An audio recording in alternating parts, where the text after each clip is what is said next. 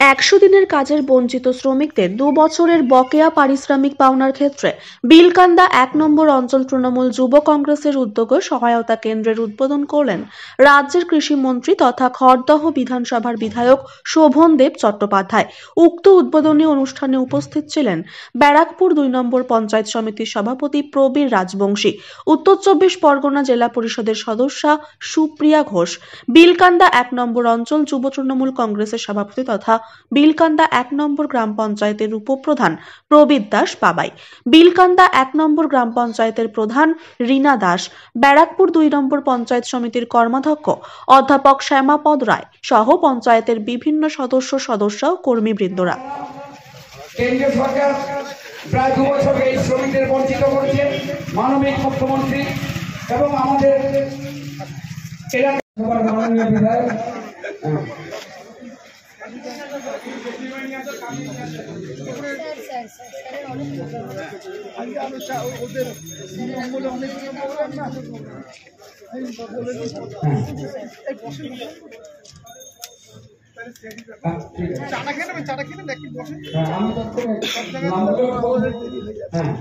আমি চাই যে আলো থাকতে থাকতেছে আলো থাকতে থাকতেছে বলে নি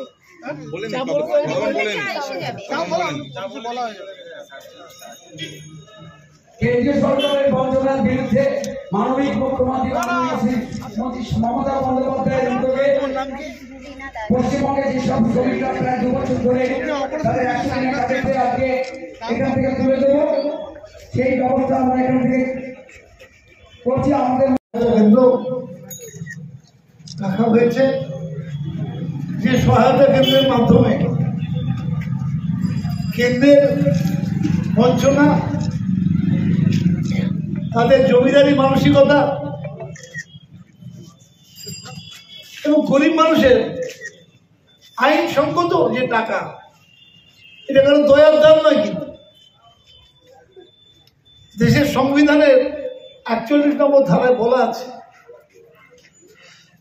যার কাজের অধিকার আর কাজের বিনিময়ে অর্থ পাওয়ার অধিকার, সেটা ৪৩ নম্বর ধারায় বলা আছে। এই দুটোকে সামনে রেখে ২০০৫ সালে একটি আইন হয় যার নাম হলো Mahatma Gandhi rural employment guarantee scheme, guarantee act, অর্থাৎ এটা আইন। আমি কাজ করব এবং কাজের বিনিময়ে আমাকে ন্যূনতম ১০০ দিনের কাজ দিতে হবে এবং সেটাকে আমাকে দিতে বাধ্য থাকবে সরকার, কেন্দ্রীয় সরকার। এই যে টাকাটা দিচ্ছে, এটা মনে করবেন না কেন ব্যবসা থেকে টাকা দিচ্ছে। আমাদের রাজ্য থেকে ট্যাক্স তুলে নিয়ে যায়, তার মেজর টাকা ওরা নিজেদের রেখে দেয় আর আমাদের একটা অংশ দেয়, সেই টাকা আজকে রেখে দিচ্ছে আমাদের প্রতিষ্ঠিত করার জন্য। আপনাকে দিয়ে দিচ্ছি।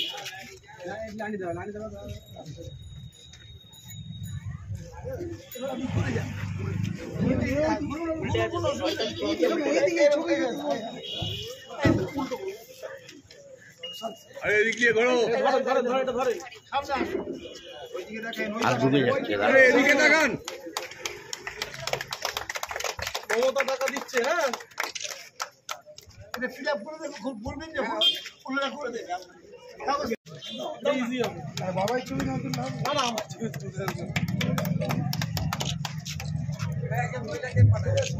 এদিকে তাকান।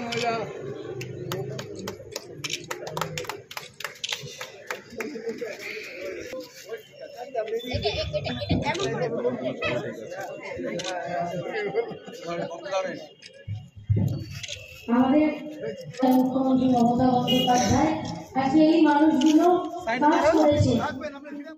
এই সিদ্ধান্তটাকে আমি মানবিক বলবো। আর কেন্দ্রীয় সরকারের যে জমিদারি আরো আচরণ, জমিদারের মতো আচরণ, আগেকার দিনে জমিদাররা লেঠেল দিয়ে গ্রামের মানে চাষিদের সাহায্য করতো, কৃষক মানুষের অন্যান্য লোকেদের সাহায্য করতো, এটাও ঠিক তাই। এই টাকাটা কিন্তু নরেন্দ্র মোদীর নয়, কেন্দ্রীয় সরকারের নয়, এই টাকা আমাদেরই টাকা, শেয়ার দেবেন আমাদের। সেই টাকা বাংলাকে হাতে মারার জন্যে, বাংলার দরিদ্র মানুষকে হাতে মারার জন্য বড় লোককে কিছু করতে পারবেন না, কারণ ওরা বড় লোকেদের পক্ষে আছেন। যে টাকা ব্যাংকের টাকা ঋণ মুকুব হচ্ছে, বড় লোকদের টাকাই মুকুব হচ্ছে, গরিবের টাকা মুকুব হচ্ছে না। তাই জন্য বাংলার কৃষকদের অত্যাচার করার জন্য বাংলায় যাতে, এবং এখানকার যারা বিজেপির লোক তারা যাচ্ছে দিল্লিতে গিয়ে বলছে টাকাটা দেবেন না। এটাও আমি কখনো দেখিনি যে আমার রাজ্যের লোক আমার রাজ্যের গরিব মানুষের বিরুদ্ধে গিয়ে দিল্লিতে বলে আসছে টাকা না দেওয়ার জন্য। কিন্তু মমতা বন্দ্যোপাধ্যায়ের আন্দোলন, অভিষেক বন্দ্যোপাধ্যায়ের আন্দোলনের মধ্যে দিয়ে আমরা বলেছিলাম, মমতা বন্দ্যোপাধ্যায় লাস্ট ঘোষণাও করেছেন যে তিনি তার সরকারের যত অসুবিধেই হোক না কেন তিনি এদের টাকা, প্রাপ্য টাকা দিয়ে দেবেন। 1 মার্চ থেকে এই ফর্ম ফিল আপের পর আমরা পেলে ওই যার ব্যাংক অ্যাকাউন্টে যে নাম্বার আছে তার ব্যাংকে ডাইরেক্ট ডিবিটি হয়ে যাবে, অর্থাৎ ডাইরেক্ট ব্যাংক অ্যাকাউন্টে চলে যাবে টাকাটা। এই মানবিকতা, এরকম ভাবে গরিব মানুষের পরিষেবা দেওয়া, এটা বাংলার মমতা বন্দ্যোপাধ্যায়ের আগে কেউ কখনো দিতে পারেনি। তার সামাজিকভাবে তার মর্যাদা প্রতিষ্ঠিত করা, মর্যাদা, এবং তাকে সাহায্য করা যাতে সে বেঁচে থাকতে পারে, জীবনের মূল স্রোতে থাকতে পারে, এটা বোধহয় মমতা বন্দ্যোপাধ্যায় ছাড়া কেউ কখনো করে। আমাদের যদি কেন্দ্রের একটি রাজনৈতিক দল নির্বাচনের আগে প্রতিশ্রুতি দিয়েছিল যে দেশবাসীর প্রত্যেকের অ্যাকাউন্টে 15 লক্ষ টাকা করে ঢুকে যাবে, কিন্তু দেশবাসী এখনো পায়নি। ওই খালি যারা বিজেপি করে তাদের পকেটে যাচ্ছে, দেশবাসীর পকেটে যায়নি। সেখানে দাঁড়িয়ে রাজ্যের মুখ্যমন্ত্রী যা কথা দিয়েছিলেন যে লক্ষ্মীর ভান্ডার দেবে, কথা রেখেছেন এবং রাজ্যবাসী মুখ্যমন্ত্রীর উপর একটা আস্থা রাখেন। দেশের প্রধানমন্ত্রী আমাকে একটু বলে দিতে হবে কোন প্রতিশ্রুতি তিনি রাখতে পেরেছেন।